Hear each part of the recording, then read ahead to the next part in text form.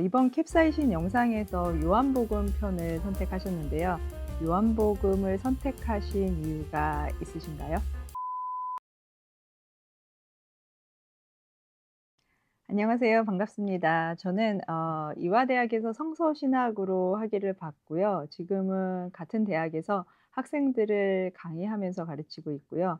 그리고 인문학적인 관점에서 성서와 사회를 연결해서 읽는 작업들을 하고 있습니다. 최근에는 이제 기후 위기 심각하게 생각하고 여기에 대해서 관심을 갖고 생태 신학적인 작업과 함께 여성 신학적인 관점에서 성서와 교회의 이야기들을 새롭게 읽는 방식의 강의와 연구를 계속하고 있습니다. 그러한 일환으로 이화 안에 대학교회가 있는데요. 대학교의 부교육자로 사역을 하면서 생태 모임과 성경 공부를 같이 이끌고 있습니다. 뿐만 아니라 NCCK의 신학위원으로 활동을 하고 있고, 그리고 기독교 환경운동연대에 같이 참여하면서 또 한편으로는 이제 개신교인의 인식조사를 통해서 개신교인이 사회에 대해서 어떤 방식으로 인식하고 또 사회에서 어떠한 좌표를 찍고 있는지 이러한 작업을 확인하는 일을 하고 있습니다. 사실 요즘에 종교 역할이 축소가 되고 탈종교화되는 시대잖아요. 신학의 가치가 폄하되고 신자유주의 체제 안에서 기독교가 비판적으로 성찰하고 말할 수 있는 힘을 잃어버리고 있는 사회 안에서 교회를 넘어서 대중과 소통할 수 있는 그러한 자리를 마련해가는 가교 역할을 하는 게 제 역할이라고 생각하고 진행을 하고 있습니다. 이렇게 향림교회에서 불러주셔서 함께 이야기를 나눌 수 있게 됨을 또 반갑게 생각합니다. 이번 캡사이신 영상에서 요한복음 편을 선택하셨는데요. 요한복음을 선택하신 이유가 있으신가요? 예, 제가 어릴 때 주일학교에서 가장 많이 외웠던 요절이 요한복음 3장 16절이었습니다. 그리고 포도나무 이야기 등 요한복음에 관한 이야기들을 어릴 때부터 많이 접해 왔는데요. 나이를 먹고 나서 성서를 다시 보니 이른바 공간복음서라고 하는 다른 복음서에 나오는 어투랄까 성서의 내용들과 요한복음이 약간 차이가 있다는 것을 발견을 했는데, 그 차이가 어떠한 차이가 있는지에 대해서 명확하게 인지는 못했지만 뭔가 느낌이 색다르다. 예, 이런 것들을 느꼈었거든요. 그래서 어른이 된 지금 다시 요한복음의 특성이라든가 왜 많이 읽히게 됐는지, 왜 요한복음이 중요한지 이런 것들을 한번 알고 싶어서 질문을 드리게 되었습니다. 네, 감사합니다. 어릴 때부터 요한복음을 또 관심 있게 봐 주셨는데요. 사실 요한복음은요 참 매력적인 복음서예요. 그래서 알렉산드리아의 클레멘스 같은 경우에는 요한복음을 영적인 복음서라고 이야기합니다. 아까 말씀해 주신 것처럼 아까 3장 16 절이 우리가 기독교인이라고 하면 정말 어릴 때부터 다 알고 있는 그런 구절로 사랑받는 구절, 기독교인이라면 정말로 목숨 걸고 외워야 되는 구절로 알고 있는데요. 그만큼 기독교의 정수라든가 교리의 근본이 되는 게 삼위일체 교리의 근본이 되는 게 요한복음 안에 다 담겨져 있는 거죠.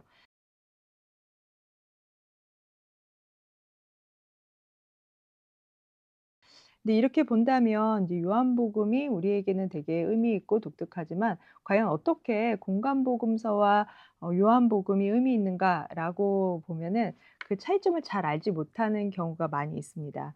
그런데 공간복음서를 보면 그 공간복음서는 예수를 처음부터 하나님의 아들 그리스도로 두고 장엄하게 시작하는 그러한 이야기로 시작하진 않거든요. 그런데 요한복음은 정말로 다른 게 바로 구약에서 창세기가 처음에 하늘을 열고 이 세상을 창조하신 하나님의 이야기를 시작을 하는 것처럼 새로운 시대, 예수로 인해서 새로운 시대, 그리스도로 인해서 메시아로 인해서 새로운 어떤 창조와 새로운 시대를 열어가는 그들이 바로 예수 그리스도로 우리가 새 역사를 이어간다라고 해서 아주 장엄한 세계에 대한 창조 이야기로 요한복음이 시작이 되고 있습니다. 그래서 요한복음을 어떤 방식으로도 이야기하냐면 바로 하늘 위에서 높이 날아서 이 세계를 전체를 조망하고 있는 독수리로도 요한을 이야기하기도 합니다. 이렇게 신약성서 처음에 등장하는 네 개의 복음서는요, 굉장히 다채로운 색깔로 예수를 보여주고 있는데요. 그중에서는 이제 공간 복음서라고 하는 마태, 마가, 누가의 세 복음서들은 바로 예수님의 아주 인간다운 격동이 느껴지는 복음서라고 할 수 있습니다. 그래서 우리가 보면은 예수님이 사람들과 함께 먹고 마시면서 같이 치유도 하고 공동의 식사도 하고 그리고 가르치기도 하고 하면서 굉장히 그윽한 눈으로 사람들과 함께 그들을 관심해하고 그다음에 같이 분노하고 같이 웃고 그리고 같이 살아 숨쉬는 그러한 어떤 사람의 예수의 모습을 보여주고 있다라고 한다면 요한의 예수는 그 예수의 모습을 하나님의 아들이라고 하는 신의 자리로 몰고 가면서 이야기를 하고 있다는 점을 우리는 확인할 수가 있을 것 같습니다. 바로 이렇게 고통의 문제를 가지고 또 하나님과 아들 예수 그리스도 그리고 요한의 공동체와 교회의 역사까지 이어가면서 새로운 복음서를 새로운 관점으로 써 내려간 게 바로 요한이다라고 생각하고 요한복음을 읽으시면 될 것 같습니다. 가령 예를 하나 들어볼게요. 요한복음 2장에 성전정화 사건이라고 하는 사건이 하나 나옵니다. 바로 이 2장의 구성은요. 처음에 가나안 혼인잔치에서 예수님이 물을 포도주로 변하는 이적 사건이 벌어지는데요. 이적 사건 뒤에 성전정화 사건이라고 하는 굉장히 우리가 잘 알고 있는 사건이 펼쳐집니다. 그런데 공생의 처음 시작에서 펼쳐지는 이 이야기는 사실 마테마가 누가라고 하는 공간복음서에서는요.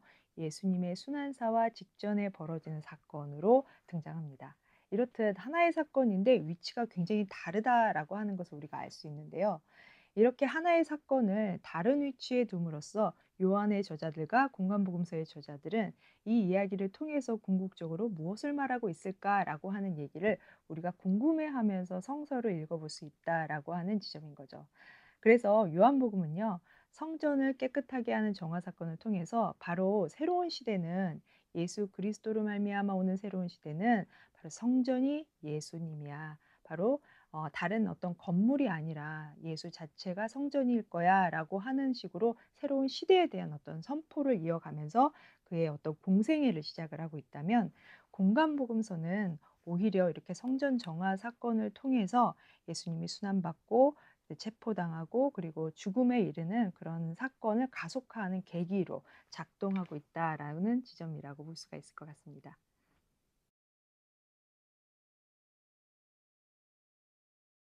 우리는 왜 요한복음을 읽어야 할까요? 그리고 왜라고 하는 어떤 질문보다 또 중요한 것은 어떻게 읽어야 할까요? 라고 하는 질문이 함께 와야 된다는 생각이 듭니다.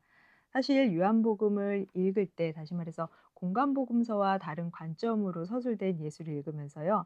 저자는 왜 요한은 어떻게 이러한 생각으로 예수를 묘사하고 있을까?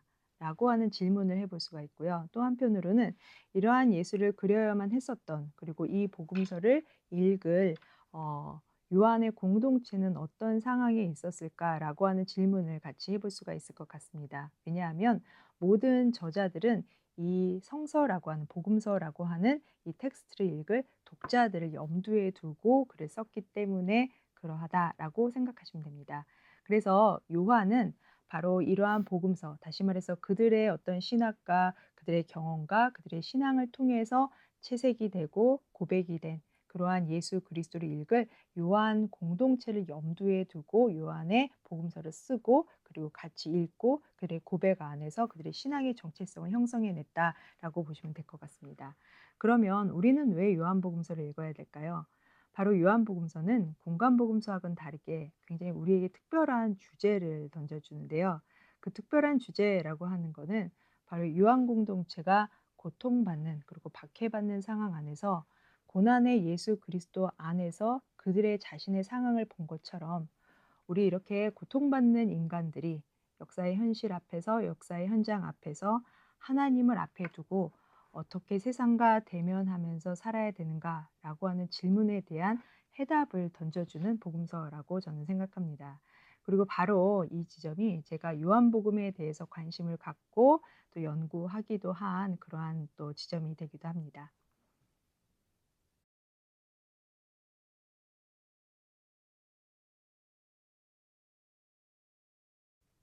음.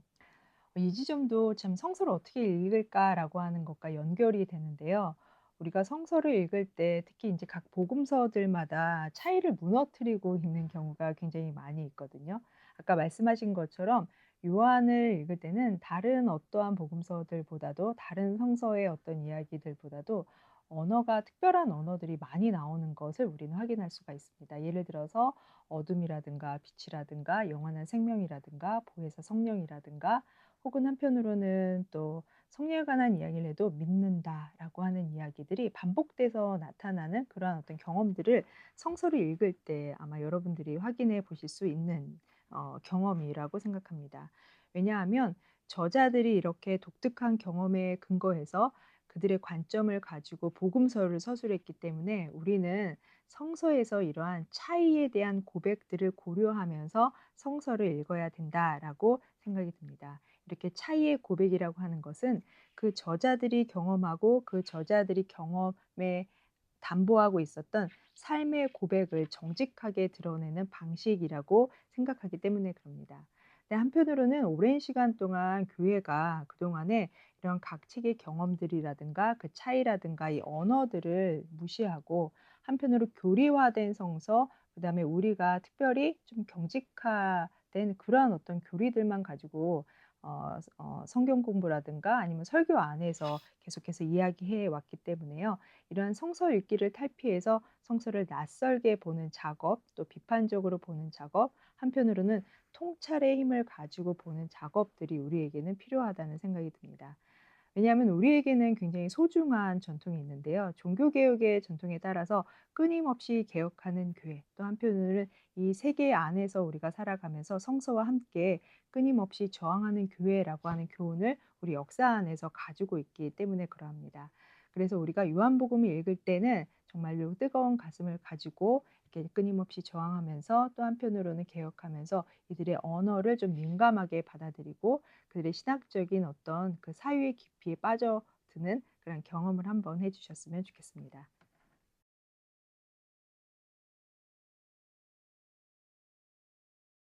요한복음서를 영적인 복음서라고 말씀드렸잖아요. 한편으로는 이제 영적인 복음서만큼이라든 성령에 관한 담론이 나오고 또 믿는다라고 하는 이야기가 가장 많이 나온 복음서가 요한복음만큼 다른 복음서에는 나오지 않거든요. 근데 아이러니하게도 요한복음의 첫 시작은 바로 말씀이 육신이 되신 하나님의로 시작을 합니다. 다시 말해서 로고스가 육인 사륵스가 되는 이야기로 바로 그 예수가 우리와 함께 하셨다, 임하셨다라고 하는 이야기로 시작이 됩니다. 그러니 예수를 본 이들이 바로 예수를 증언하는 사람으로 나타납니다. 본 사람들이 증언하는 사람, 또 한편으로 본 사람들이 믿는 사람으로 나타난다라고 하는 얘기죠. 우리가 여기서 감각이라고 하는 것들에 대해서 좀 예민하게 살펴볼 필요가 있는데요. 무엇이 감각이라고 생각하세요? 인간이 가진 인간이 가진 것 중에 가장 주관적이고 구체적인 것이 바로 감각일 것입니다. 보고, 먹고, 만지고, 그리고 또 한편으로 냄새 맡고 하는 모든 것들. 그래서 구체적인 감각이라고 하는 것은 우리가 가장 잘 아는 1차적인 알미라고 하는 이해의 전제가 되는 것이 감각이라고 저는 생각합니다. 그래서 요한만큼이나 이런 감각적인 언어들이 구사가 된 복음서가 없는데요. 바로 예수를 경험한 많은 그 요한 공동체의 사람들이 예수에 대한 경험을 감각적인 그런 언어를 통해서 믿는다, 안다, 그리고 그들이 예수를 증언한다라고 하는 거에 근본적인 어떤 삶의 시초로 삼았다라고 저는 생각합니다. 사실 요한은요, 믿는다라고 하는 동사를 98번이나 사용하고 있습니다. 공간복음서에는 거의 사용하지 않는데요. 피스티오라고 하는 이 헬라어는 이렇게 많이 사용이 되면서 사실 굉장히 재밌는 사실은 동사로서의 피스티오라고 하는 믿는다라고 하는 단어를 사용하면서 아주 흥미롭게도 명사로서의 믿음이라고 하는 단어는 사용하지 않는다라고 하는 지점인 거죠. 이것이 가지고 있는 게 뭐냐면 우리가 동사라고 하는 거는 항상 무엇을 전제하고 있는가라고 한다면 자기가 주체가 되는 경험. 내가 주인이 돼서 경험을 기반으로 해서 이 암과 그리고 예수를 경험하는 것. 그리고 바로 이것이 뭐로 이어지냐? 나의 신념과 나의 정체성의 기반이 되는 것으로 나아가는 것이 바로 이 감각에 있습니다. 그래서 믿음이라고 하는 것은 바로 올바른 감각에서 시작된다라고 저는 생각을 합니다. 올바른 감각이라고 하는 것은 사실 현재를 경험하는 거거든요. 내가 맛보고 경험하고 보고 이런 것들이 미래나 과거보다는 훨씬 더 주안점을 두고 있는 게 현재라고 생각이 듭니다. 바로 그 요한에서 올바른 감각으로 인한 믿음이라고 하는 것은 어떻게 우리가 제자가 되는가 하는 이야기와도 연결이 되는 상황입니다. 바로 이렇게 제자가 되는 이들을 우리는 다른 말로 믿는 사람들, 믿는이라고도 얘기할 수가 있고요. 그리고 믿는 사람들은 반드시 어떻게 되냐면 증언하는 사람들로 나타납니다. 그런데 이 증언하는 사람들은 혼자 하는 게 아니라 함께 증언하는 사람, 함께 말하는 사람으로 나타나는 거죠. 이들이 함께 말한다라고 얘기했을 땐 두 가지 측면에서 우리가 접근해 볼 수 있는데요. 하나는 성령과 함께 말하는 사람들, 그리고 공동체와 함께 말하는 사람들로 생각을 해볼 수가 있을 것 같습니다. 그전에 하나 저희가 요한복음에서 되게 중요한 게 예수님이 자신을 어떻게 드러내는지를 이제 나타내는데요.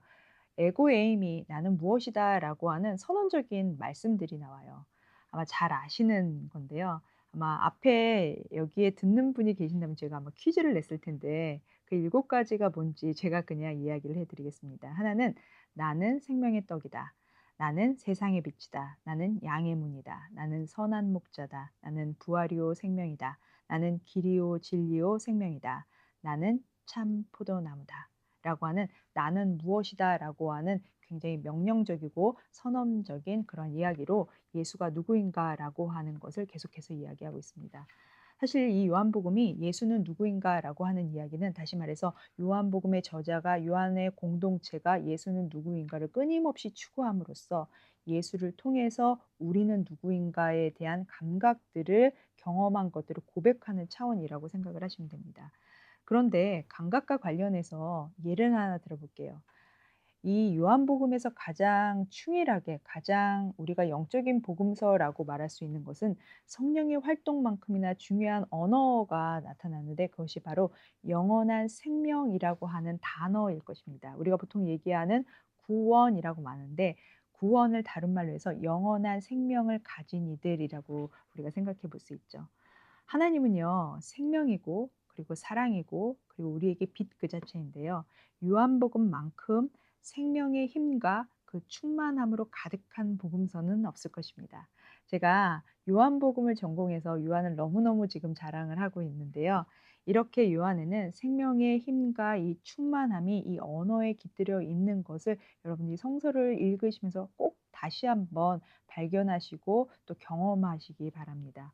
왜냐하면 이러한 생명의 힘이라고 하는 것은 무엇을 전제하고 있냐면 바로 예를 들어서 "나는 빵이다." 라고 하는 이 전제 뒤에는 하늘에서 오시는 분이 바로 예수 그리스도야. 그래서 선지에 계신 분, 미리 계신 분, 하나님과 함께 이 세상을 창조하신 분이라고 하는 의미를 우리가 알고 있는데 바로 그가 하나님께서 우리에게 생명을 전달해 주시는 분이라고 하는 하나의 의미와 예수 그리스도 자체가 생명이야라고 하는 것을 우리가 동시에 알고 있습니다. 그래서 그런지 요한복음에서는 그리스도를 믿음으로 받아들이면서 다시 말해서 예수 그리스도라고 하는 빵을 먹는 이들은 그래서 그 물을 마시는 이들은 영원히 목마르지 아니하고 다시는 배고프지 않는 존재로 나타납니다. 이 이야기는 굉장히 은유적이고 굉장히 아주 감각적이면서 아주 상징적인 방식으로 나타나지만 사실은 요한의 공동체가 그 고통과 박해의 상황 안에서 예수 그리스도를 몸으로 경험하고 예수 그리스도로 인해서 생명의 충일함과 충만함을 경험한 것을 빵을 통해서 물을 통해서 그 진리라고 고백했었던 어떤 고백적 관점들이 성서 안에 고스란히 은혜 가운데 나타난 역사라고 여러분이 생각하시면 될 것 같습니다. 그래서 이 감각이라고 하는 것을 우리가 조금만 성서를 보는 관점을 달리한다면 이 감각을 통한 언어들이 이들의 믿음을 통해서 어떻게 드러나고 있는지를 굉장히 재미있게 추적해 갈 수 있을 거라고 저는 생각합니다. 예수님은요, 여기에서 나를 통하지 않고는 갈 수 없다. 나는 길이요, 진리요, 생명이다. 나는 문이다. 라고 하는 이러한 상징의 언어를 통해서 나는 목적 그 자체고 목표 그 자체고 나를 꼭 지나고 통과해야만 해 라고 하는 굉장히 배타적이고 절대적인 그런 명령을 통해서 그들이 우리가 정말 고통도 삶도 생명도 함께 할 수 있는 공동체임을 다시금 천명하는 방식. 그 예수의 천명이 그들의 공동체의 고백이 되는 그런 관점으로 나타나고 있다라고 하는 것을 우리는 알 수가 있을 것 같습니다.